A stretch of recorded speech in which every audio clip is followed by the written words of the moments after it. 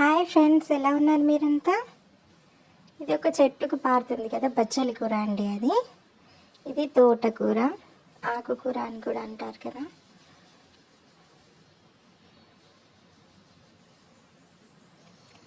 Next ఇదంతా గోడకి ఇలా పారిందండి. అవి నేతి బీరకాయలు అంట, కానీ ముదిరిపోయాయి. విత్తనాల కోసం అలా ఉంచి పెట్టేశారన్నమాట. ఎంత బాగా ఉంది కదా, పక్షి గూడు కట్టుకుంది నిమ్మ చెట్టు పైన. ఫ్రెష్ లెమన్స్ చాలా బాగున్నాయి కదా. ఇది మాకు తెలిసిన చుట్టాల వాళ్ళ ఇంటి వెనకాల ప్లేస్ అన్నమాట. నిమ్మ చెట్టు చాలా పెద్దగా ఉందండి, చాలా కాసాయి. చాలా మట్టుకు తెంపారు, అయినా కూడా ఉన్నాయి ఇంకా చాలా. నాకు ఇలా చెట్లు పెంచుకోవడం అంటే చాలా ఇష్టం, కానీ మాకు ప్లేస్ లేదండి అసలు. Rented house. ఇది మునగ చెట్టు. ఈ మునగాకుతో మనం పప్పు వేసుకోవచ్చు, కర్రీ చేసుకోవచ్చు, చట్నీ కూడా చేసుకోవచ్చు.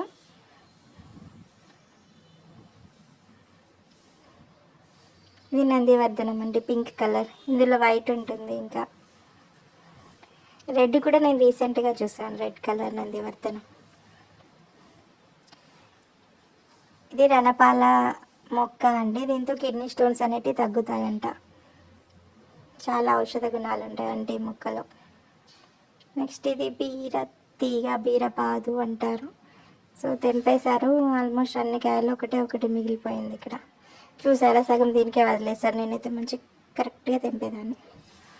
ఒక కాయ ఉంది ఇక్కడ, లేత బీరకాయ. ఫ్రై చేసిన, పప్పు చేసిన బాగుంటుంది కదా.